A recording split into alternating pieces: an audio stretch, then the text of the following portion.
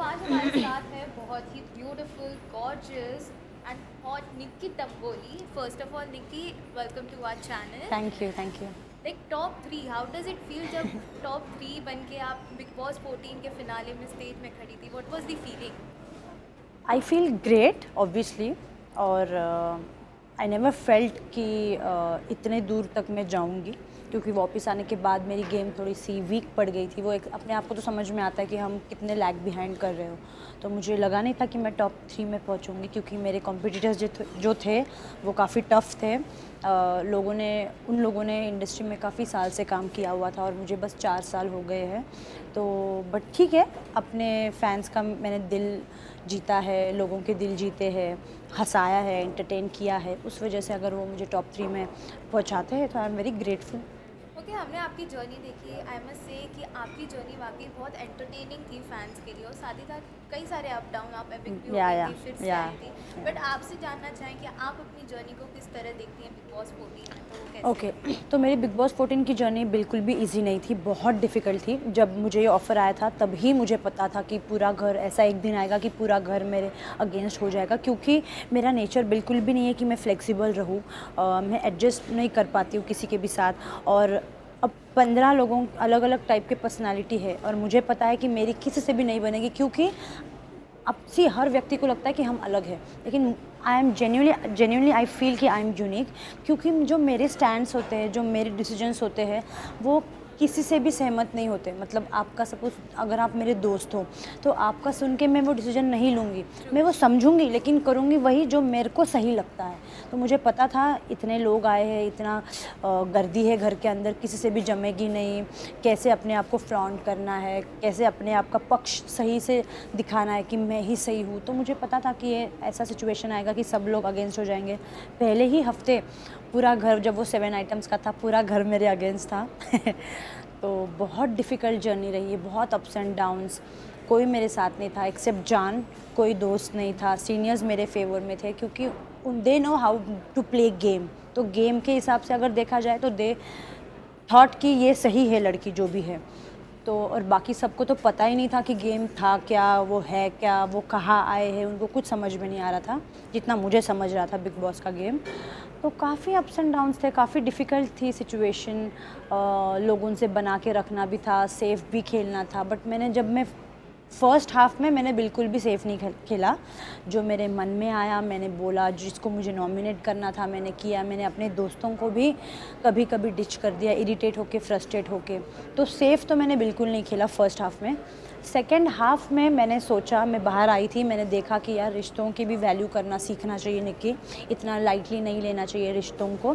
तो मैंने सोचा, मैंने एक माइंड सेट किया कि मुझे रिश्ते बनाने हैं। तो मैं सेकेंड हाफ में आई तो मैंने कोशिश करी रिश्ते बनाने की, लेकिन मेरी पहले ही दूसरे हफ्ते शायद से मेरे एजाज से फ़ाइट हो गई थी। तो छोटे से रीज़न में तो मुझे ऐसे लगता है कि ताली एक हाथ से नहीं बजती, उनके तरफ से भी कुछ चीज़ें आई तभी मैंने ताली मारी। तो वो दोनों तरफ से आई थी, तो फिर वहाँ पे वो रिश्ता ख़त्म हो गया था। उसके बाद जान तो था नहीं, फिर मेरा किसी और से रिश्ता था ही नहीं। बाकी सब लोग मेरे को मतलब बस जानते थे। रुबीना अभिनव से मेरी क्रॉस थी, लेकिन जब मैं घर पे आई तो मुझे एक वाइब मिली रुबीना और अभिनव से कि वाह, दे आर हैप्पी कि मैं आई। तो मैंने अपने तरफ से भी हाथ बढ़ाया, उन्होंने भी हाथ बढ़ाया कि वो देखना चाहती। मतलब एक कैप्टन, मुझे आज भी याद है, एक कैप्टनसी का टास्क था और सब लोग कह रहे थे राहुल को कैप्टन बनाना है, और आई वॉज़ रेडी, मैं सैक्रिफाइस करने को रेडी थी। मैंने कहा कि ठीक है, मैं राहुल को कैप्टन बना दूंगी। तो फिर रुबीना और अभिनव ऑब्वियसली राहुल के अगेंस्ट से, उन्होंने कहा कि नहीं निकी, हम उसको नहीं बनाएंगे। लेकिन रुबीना ने मुझे कहा था एज अ फ्रेंड, मैं अपनी तरफ से हाथ बढ़ा रही हूँ कि मैं, अगर वो सैक फेंकने का बारी आएगा तो मैं राहुल का सैक फेंक दूंगी, मैं तुझे कैप्टन बनाऊंगी। तो तब मुझे लगा वाह, सामने से अगर कोई हाथ बढ़ा रहा है तो आई शुड ऑल्सो। और तभी से हमारा रिश्ता शुरू हुआ and it went very beautifully. और अभी तक वो रिश्ता है और आगे भी हमेशा रहेगा, क्योंकि एक बॉन्ड अगर दिखता है तो आप उससे कभी लड़ोगे नहीं, है ना। अगर झगड़ा होता भी है तो आप शांत रहोगे, आप गलतियाँ एक्सेप्ट कर लोगे, आप चुप रहोगे, आप एकदम साइलेंट। तो वैसे मेरे और रुबीना की भी मतलब अंडरस्टैंडिंग में बनती नहीं थी, लेकिन जब वो मुझे समझाती थी मैं चुप बैठती थी, और जब मैं कहती थी तो वो भी चुप बैठती थी। हम दोनों अपने अपने पक्ष रखते थे, कितना सुनना है कितना नहीं, सुन लेते थे जी भर के, लेकिन करते हमारे थे, मन के थे। आप तो यूनिक या हो इसलिए फैंस आपको इतना प्यार देते हैं। Yeah. हमने शुरुआत से ही देखी है, जो जीतने का जुनून था वो Yes, सिर्फ yes. निक्की तंबोली में ही था, शुरुआत से लेके ऑफ आखिरी कोर्स, तक। यस। जब आप टॉप 3 में थी हम्म। और रुबीना को एज अ विनर अनाउंस हाँ, किया, व्हाट हाँ। Was the feeling? आपको कहीं ना कहीं डिसअपॉइंटमेंट हुई? बिल्कुल भी नहीं, क्योंकि जैसे मैंने कहा, जब मैं वापस आने के बाद मेरी गेम वीक हो गई थी, मैंने अपने आप को टॉप 6 में भी नहीं देखा था, क्योंकि सी ना कौन कौन था। रुबीना थी, जैस्मिन, अली, उसके बाद कौन था, एजाज, और मैंने सुना था अभिनव का भी फ़ैन फॉलोइंग बहुत बढ़ गया था। 5 तो यही हो गए, और राखी थी, तो 6 यही हो गए। मैं अपने आप को टॉप 6 में भी नहीं देखती थी, लेकिन पता नहीं ऐसे क्या हुआ, फैंस को मेरा कौन सी चीज़ पसंद है कि मुझे टॉप 3 में पहुंचाया।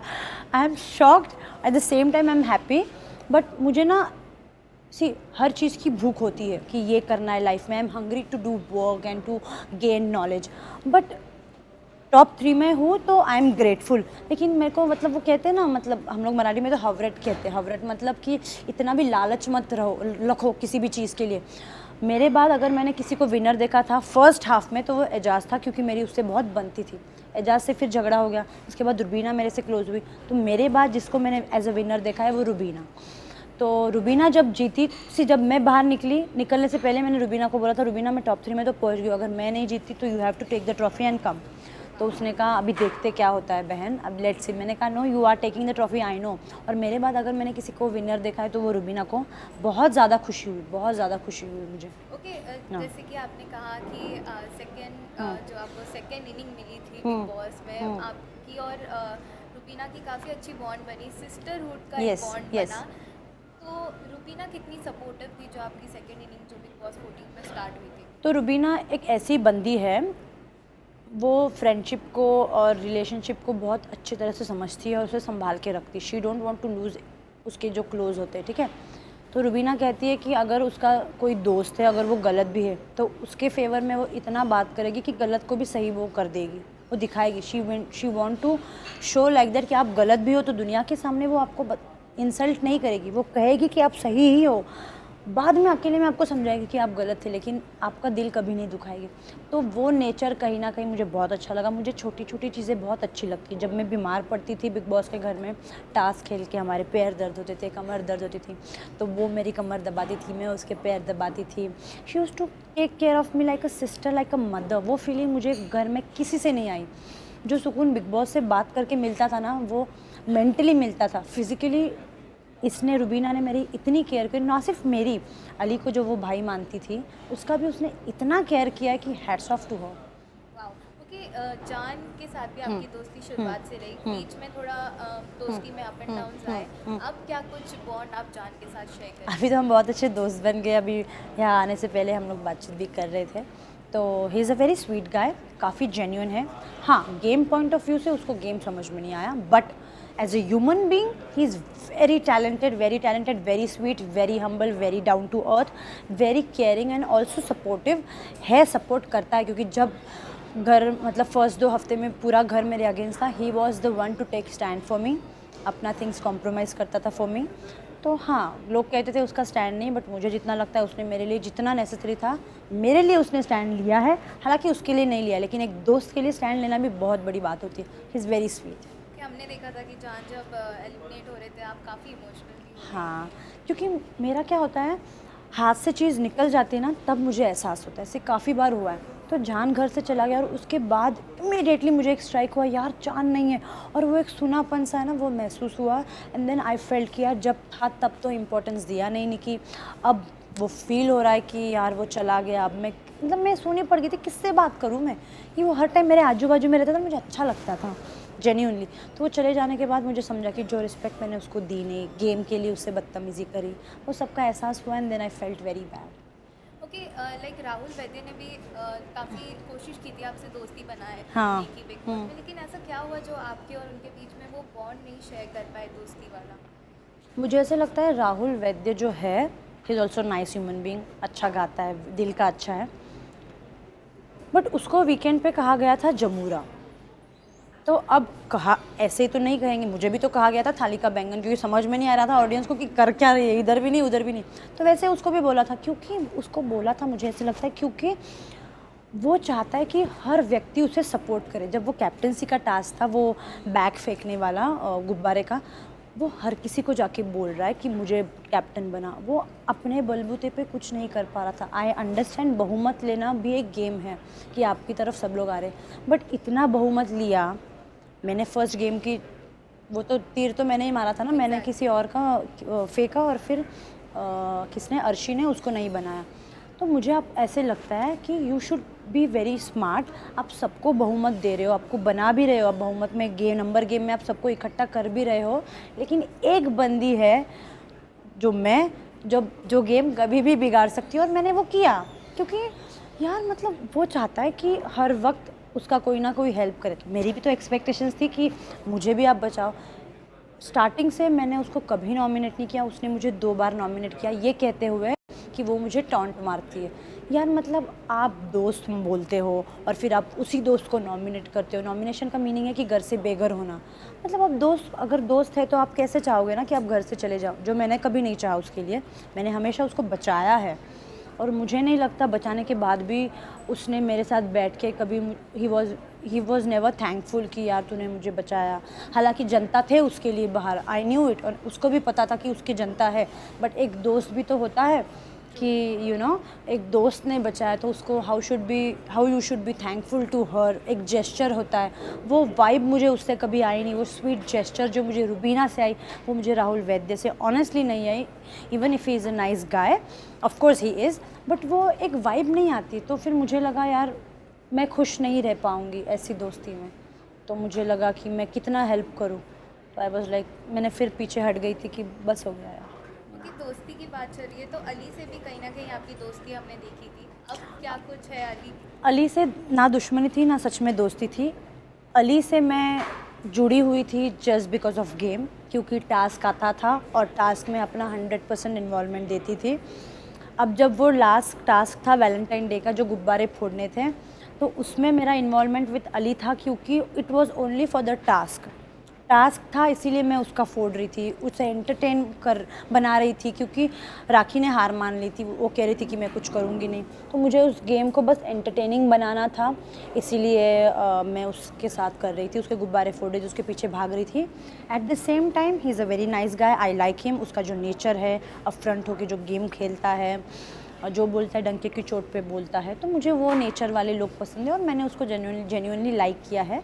बाहर आने के बाद अब तक तो हमारी बात हुई नहीं, अगर भगवान ने चाहा हमारी दोस्ती रहे आगे भी तो बताने। ओके, निकी, कंटेस्टेंट्स ने हमेशा बोला है कि आप दोस्ती करते हैं सिर्फ मतलब के लिए कि आपको गेम में आगे बढ़ना है, सो मैंने किससे, मुझे नहीं लगता मैंने किसी से मतलब के लिए दोस्ती करी थी।